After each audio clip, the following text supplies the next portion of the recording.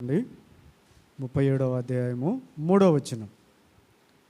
మరియు యోసేపు ఇశ్రాయేలు వృద్ధాప్యమందు పుట్టిన కుమారుడు గనుక తన కుమారులందరికంటే ఎక్కువగా అతనిని ప్రేమించి అతని కొరకు విచిత్రమైన నిలువుటంగి కుట్టించెను.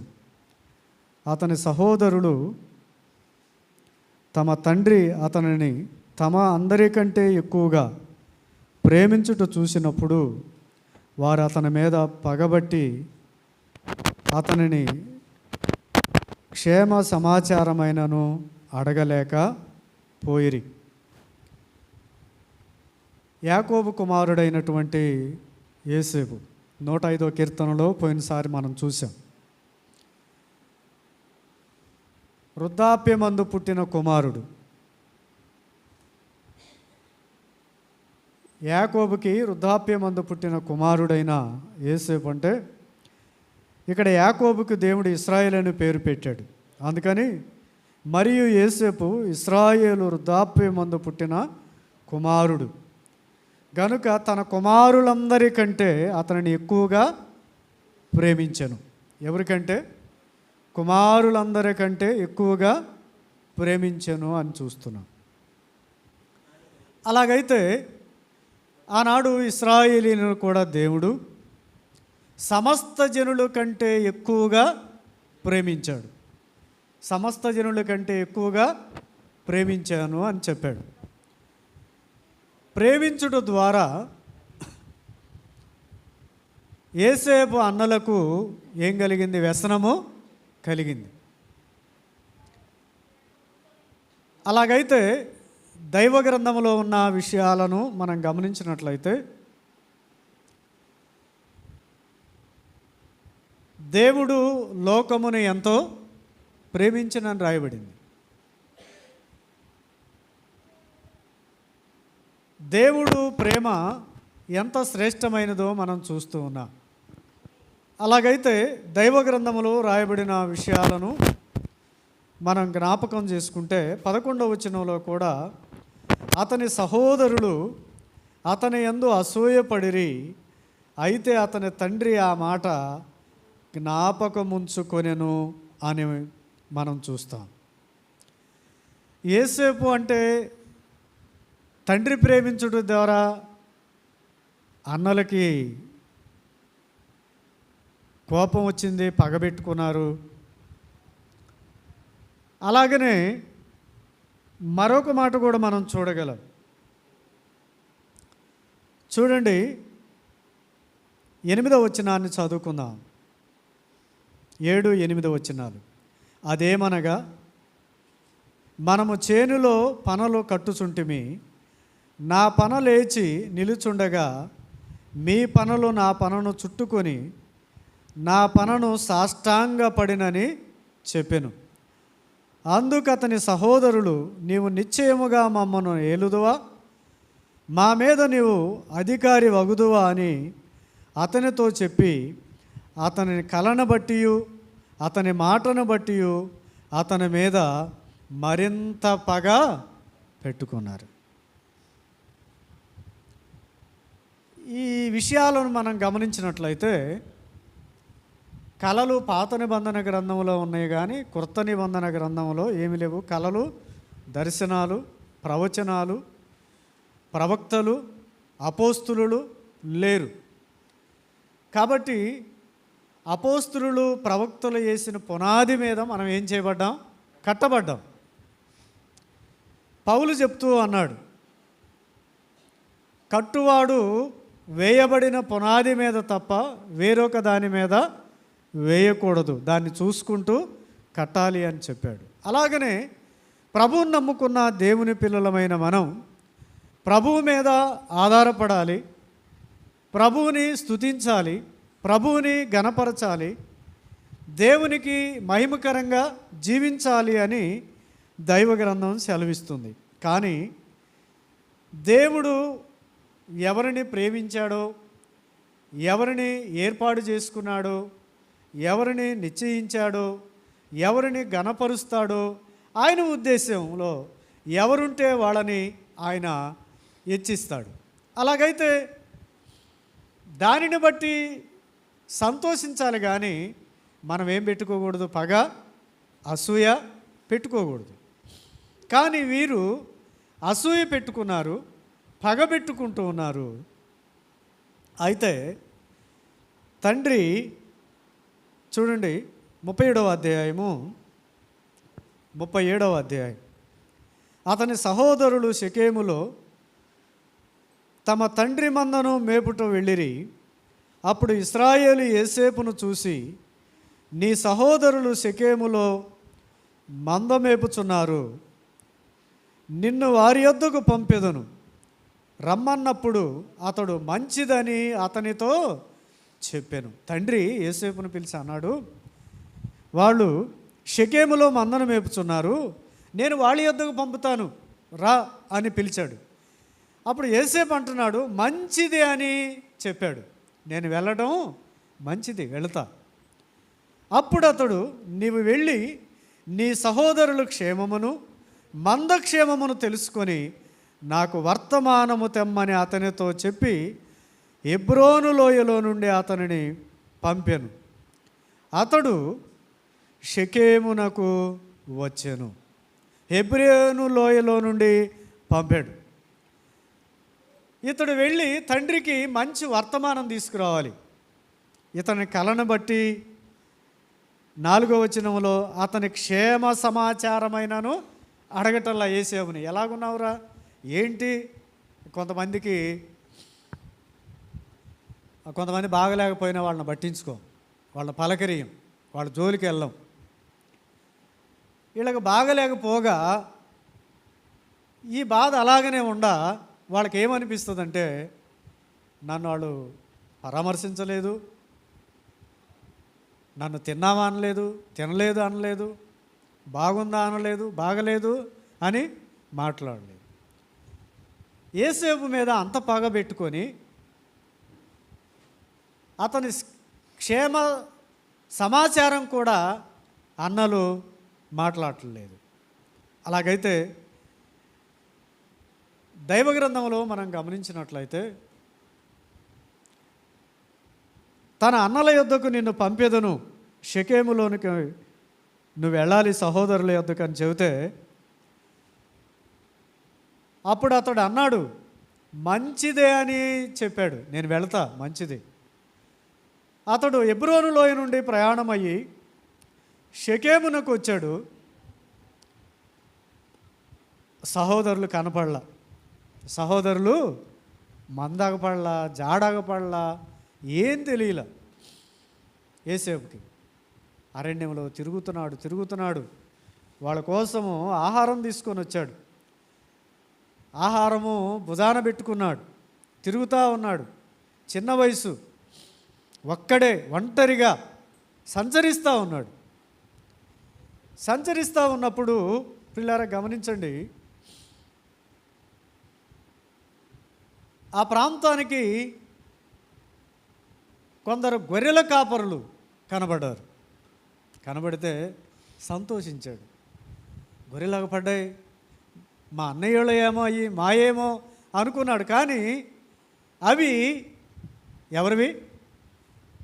వేరే వాళ్ళే. వాళ్ళని అడుగుతున్నాడు. చూడండి 17వ వచనం, 16 కూడా చదువుకుందాం. అందుకు అతడు, నేను నా సహోదరులను వెతుకుచున్నాను, వారు ఎక్కడ మందను మేపుచున్నారో అది దయచేసి నాకు తెలపమని అడిగాను.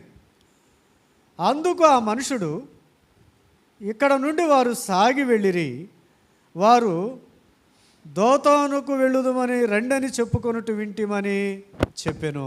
ఎక్కడికి వెళదాం అనుకున్నారు? దోతానుకు వెళదామని చెప్పుకున్నారు. ఆ మాట మేము విన్నామని చెప్పారు. 18వ వచనంలో, అతడు దగ్గరకు రాక మునుపు, చూడండి, అతడు దగ్గరకు రాక మునుపు వారు దూరము నుండి అతనిని చూసి అతనిని సంపుటకు దురాలోచన చేసిరి. ఏ ఆలోచన చేశారు? దురాలోచన. యోసేపేమో ఎలాగెతుకుతున్నాడు? ఏ ప్రేమతోటి చెప్పండి? సహోదరులను ప్రేమించి అరణ్యములో సంచరించి యోగక్షేమాలు తెలుసుకోవటానికి తండ్రికి మంచి సమాచారం తీసుకెళ్ళటానికి వస్తే వీడు సాడీలు చెప్పడానికి వస్తున్నాడు. ఏం చెప్పటానికి? మన మీద సాడీలు చెప్పటానికి. ఇంటికాడ ఉండేవాడు ఉండకూడదు. ఏం చెప్పటానికి వస్తున్నాడు? సాడీలు చెప్పటానికి వస్తున్నాడు.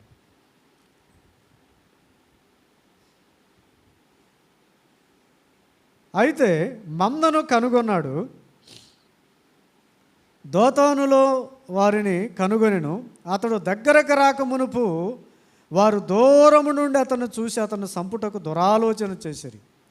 వారు, ఇదిగో కలల కనువాడు వచ్చుచున్నాడు, వీనిని చంపి ఇక్కడనున్న ఒక గుంటలో పారవేసి దుష్టమొగలు వీనిని తినివేసినని చెప్పుదుము. అప్పుడు వీని కలలేమగునో సూతుము రమ్మని ఒకనితో ఒకడు చెప్పుకున్నాడు. ఏమని చెప్పుకుంటున్నారు? వీడి కలలుగా అన్నాడు కదా, మనం అందరం వీడికి ఏం చేయాలి? సాష్టాంగ నమస్కారం చేయాలా? ఈ రోజుతో ఇతన్ని చంపేస్తే మనం ఎలాగా నమస్కారం చేస్తావో చూస్తాం అని యేసేపును పట్టుకొని, చూడండి 20వ వచనం, చంపి ఇక్కడ ఉన్న ఒక గుంటలో పారవేసి దుష్టమొగలు తినివేసినని చెప్పుదు. మనప్పుడు వీనికి కలలేమగునో సూతుము రండే ఒకనితోనొకడు మాటలాడు. ఆ మాట విని మనం వానిని సంపరాదని చెప్పి వారి చేతులలో పడకుండా అతనిని విడిపించిన. వీళ్ళ కలలేమవుతాయో చూద్దామనుకున్నారు కదా. రూబేన్ ఏమనుకున్నాడు? వాళ్ళ చేతిలో పడకుండా తప్పించాడు. మనం ఏమనుకుంటాం? పాపం రూబేన్ సహాయం చేశాడు అనుకుంటాం కదా. కానీ దేవుడు 105వ కీర్తన చూడండి, 105వ కీర్తన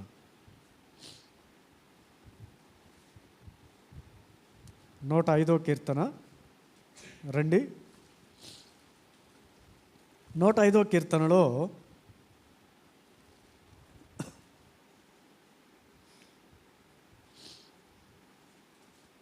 105వ కీర్తన చూడండి దయచేసి 19వ వచనం. అతడు చెప్పిన సంగతి నెరవేరు వరకు యెహోవా అతనిని పరిశోధించుచుండెను. యేసేపు ఏదైతే చెప్పాడో అది నెరవేరు వరకు దేవుడు ఎవరిని పరిశోధిస్తున్నాడు? యేసేపుని పరిశోధిస్తున్నాడు. మనవల్ని కూడా పరిశోధిస్తాడు, మనవల్ని కూడా పరీక్షిస్తాడు. మన రక్షణ ఇప్పుడుది కాదు, జగత్ పునాది వేయబడక మునిపే క్రీస్తులో మనల్ని దేవుడు రక్షించాడు. కాబట్టి ఈరోజు నా రక్షణ అనడానికి వీలు లేదు. మనం అందరము జగత్ పునాది వేయబడక మునిపే దేవుడు క్రీస్తులో మనల్ని రక్షించాడు. ఎందుకు? తన మహిమకు కీర్తి కలగడానికి, తన కృపా మహిమకు ఏం కలగడానికి? కీర్తి కలగడానికి దేవుడు జగత్ పునాది వేయబడక మునిపే. అలాగైతే దేవుడు యేసేపు ఏదైతే చెప్పాడో అది నెరవేర్చబడాలి అని అతన్ని పరిశోధిస్తూ వస్తూ ఉన్నాడు, పరీక్షిస్తూ వస్తూ ఉన్నాడు తాను చెప్పింది. కాబట్టి రూబేను సంపనీయకుండా ఏం చేశాడు? వాళ్ళ చేతుల్లో నుండి తప్పించాడు. తప్పించి అతనిని కొట్టి గుంటలో పడేశారు. ఎక్కడేశారు? గుంటలో పడేశారు. ఎంత భయంకరమైన విషయం. యోధా అన్నాడు, అనవసరంగా వాడిని ఎందుకు మనం చంపుదాం? చూడండి ఆ మాట ఆదికాండ గ్రంథంలోనే, ఆదికాండ గ్రంథం. యోధా మంచి మాట మాట్లాడుతూ ఉన్నాడు. చూడండి,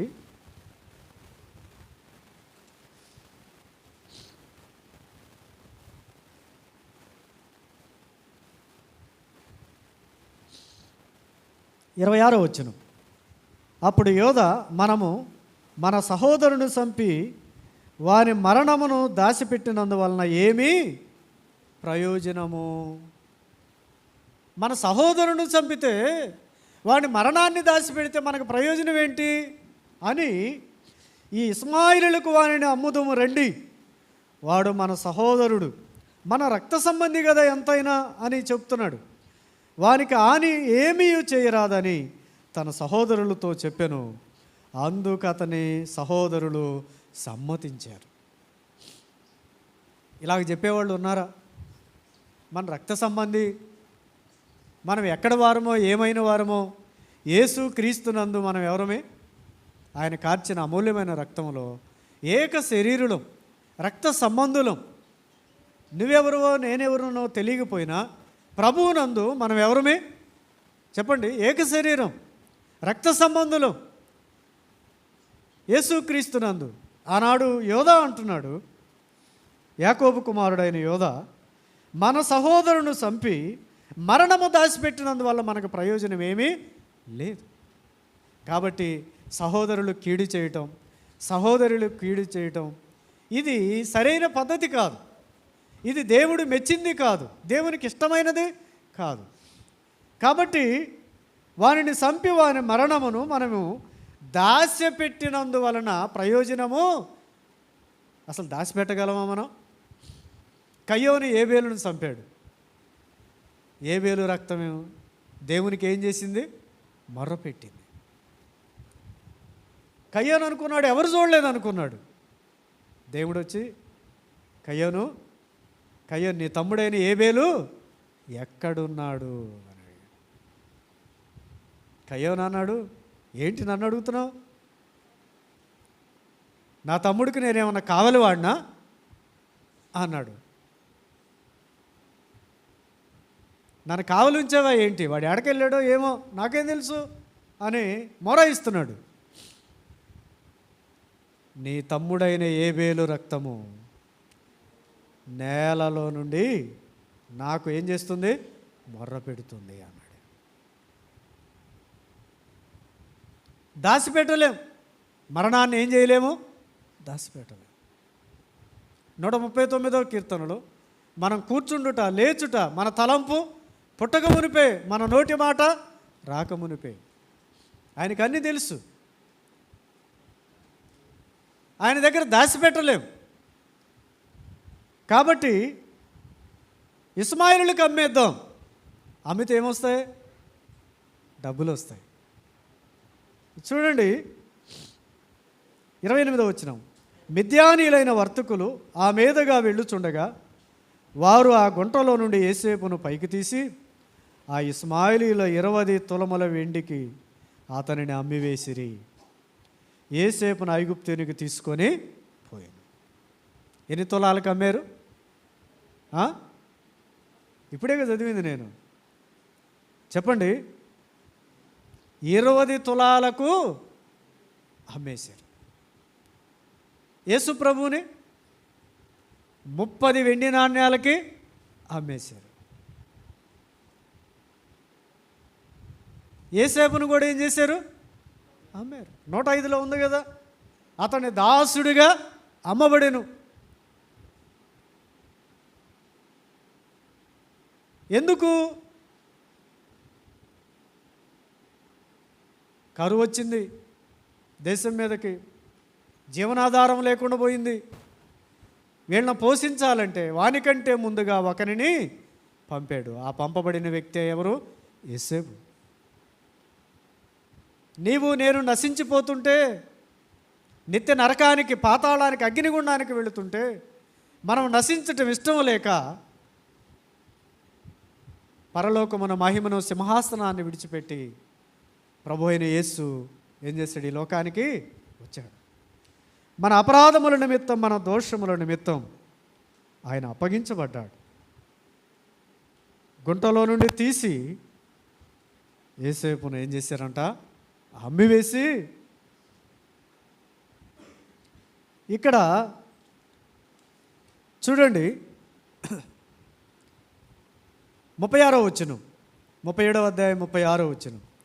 మిద్యానీయుల ఐగుప్తునికి అతన్ని తీసుకొని పోయి ఫరో యొక్క ఉద్యోగస్తుడను రాజ సంరక్షకున సేనాధిపతి అయిన పోతీఫరునకు అతనిని అమ్మివేశారు. మళ్ళీ వీళ్ళు కూడా ఇంకొకళ్ళకి ఏం చేశారు? పోతీఫర్ అనే అతనికి అమ్మివేశారు మిద్యానీయులు. మారాడు ఎవరు? యేసు. సరైన స్థలానికి దేవుడు నడిపించాడు. ఫరో యొక్క ఉద్యోగస్తుని ఇంటిలోనికి తీసుకెళ్ళాడు. తీసుకెళ్ళిన తర్వాత అతన్ని ఇంటిలో ఉంచాడు. ఎందుకు కొనుక్కున్నాడు చెప్పండి? ఎందుకు కొనుక్కున్నాడు?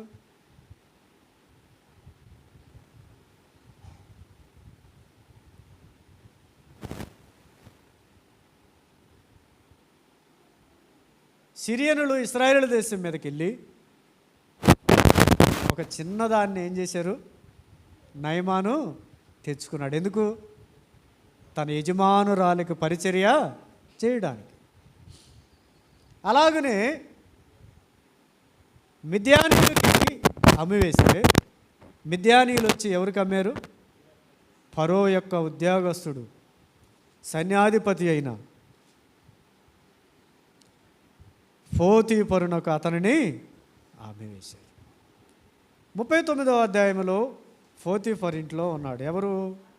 యోసేపు. 2వ వచనం చూడండి.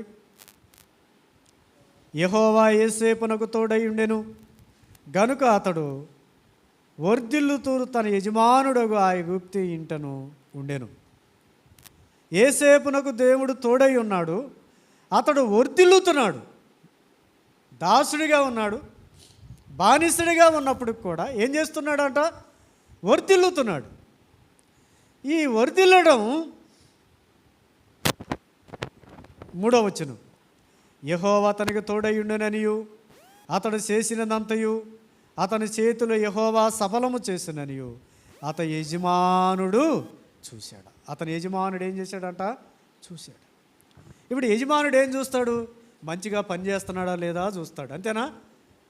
ఇతడు నమ్మకస్తుడా కాదా, దొంగ లేకపోతే అబద్ధికుడా అని కనిపెట్టి చూస్తాడు. యోసేపును చూస్తుంటే ఏం కనబడుతుంది? 3వ వచనంలో ఏమని కనబడుతుంది? దేవుడు అతనికి తోడై ఉండుటయు అతడు చేసినదంతయు అతని చేతిలో యెహోవా ఏం చేస్తున్నాడు?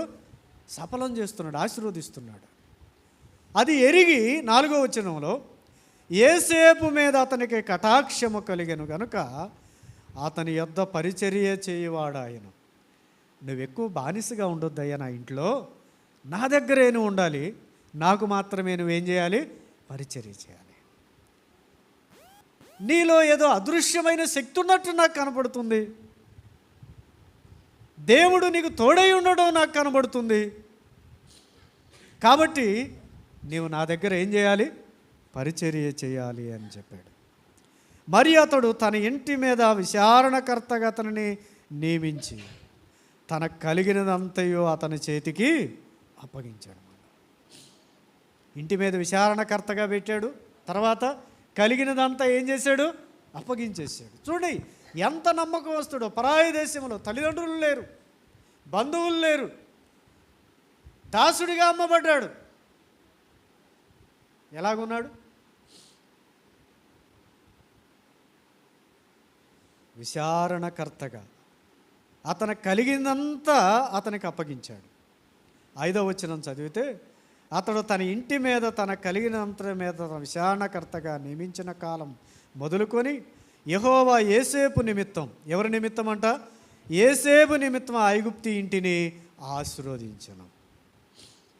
ఎవరి నిమిత్తం ఆశీర్వదించాడంట? యోసేపు నిమిత్తం. మరి నీవు నేను ఎవరిని నమ్ముకున్నాం? ప్రభు అయిన యేసుక్రీస్తు. కాబట్టి యేసుక్రీస్తును నమ్ముకున్న మనల్ని బట్టి ఏం చేయబడాలి? యోసేపును బట్టి ఐగుప్తుని ఆశీర్వదించాడు. ఆనాడు యాకోబు పాదం పెట్టిన స్థలం వల్ల దేవుడు ఆశీర్వదించాడు. మనల్ని ఏమంటున్నారు? మనకి ఇంకా కొన్ని బోల. కొంతమంది ఎదురొస్తే ప్రయాణం చేయం కదా. ఎందుకని? వాడు మంచోడు కాదు. రాక వీళ్ళే వచ్చారు. ఐగుప్తిని ఇంట యోసేపు ఉంటే యోసేపును బట్టి ఐగుప్తీయులను ఆశీర్వదించాడు. ఓబేదేదేమి ఇంట్లో మందసం ఉంటే ఓబేదేదేమి ఇల్లే కాదు, చుట్టుపక్కల వారు కూడా ఏం చేయబడ్డారు? ఆశీర్వదించబడ్డారు. అంత్యోకయలో యెరూషలేములో శ్రమ కలిగినప్పుడు 11వ అధ్యాయం అపోస్తుల కార్యంలో వారు అంత్యక్రియలో కూడుకున్నప్పుడు అనేక మంది చేర్చబడ్డారు. అలాగైతే దేవుని పిల్లలు ఒక స్థలంలో ఉన్నప్పుడు అనేక మందికి సువార్త ఏం చేయాలి? అందించబడాలి. పరిశుద్ధత ఉండాలి, పవిత్రత ఉండాలి, నమ్మకత్వం ఉండాలి. ఆకీషు ఇంట ఆ రాజ్యములో దావీదు ఉన్నప్పుడు దావీదు ఎలాగున్నాడు? ఏ తప్పిదము చేసినవాడు కాదు, అతనిలో ఏ పాపము లేదు, అతనిలో ఏ దోషము లేదు, అతను దేవదూత వలె కనబడుతున్నాడు. మనమైతే ఎలా కనబడతాం చెప్పండి? ఆదివారమే దేవదూతలు, తర్వాత కాదు. అలాగ ఉండకూడదు. ప్రభు రాకడ కొరకు మనం ఎదురు చూడాలి. యేసేపు తన అన్నలతో చెప్పిన కల నెరవేరు వరకు దేవుడు ఏం చేస్తున్నాడు? యేసేపుని పరిశోధన, యెహోవా వాక్కు అతనిని పరిశోధిస్తూ అతనిని ఆశీర్వదిస్తూ ఉన్నాడు. కాబట్టి మరొక మాటను నేను జ్ఞాపకం చేయాలి మీకు. చూడండి, 39వ అధ్యాయము 6వ వచనం.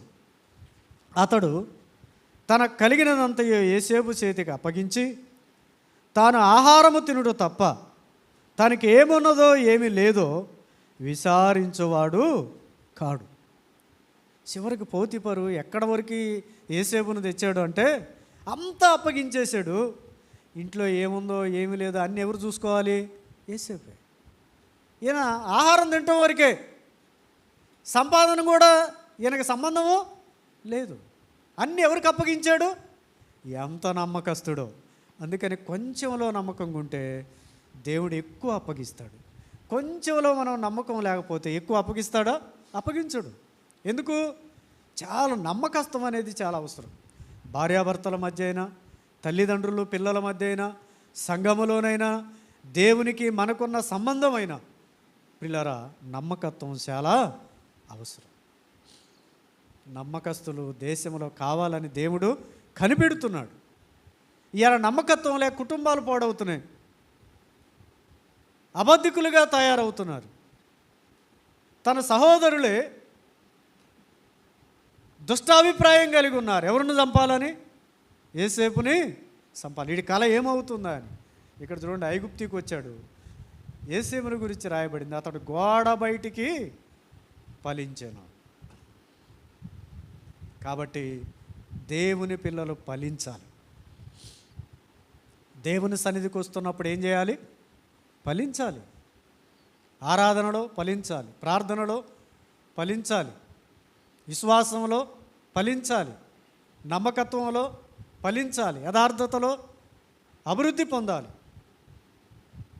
ప్రతి విషయంలో ఫలింపు అవసరం. మనము ఏ ఫలింపు చూస్తామంటే భౌతిక సంబంధమైనదే. ఆత్మ సంబంధమైన వ్యక్తులుగా ఫలించాలి.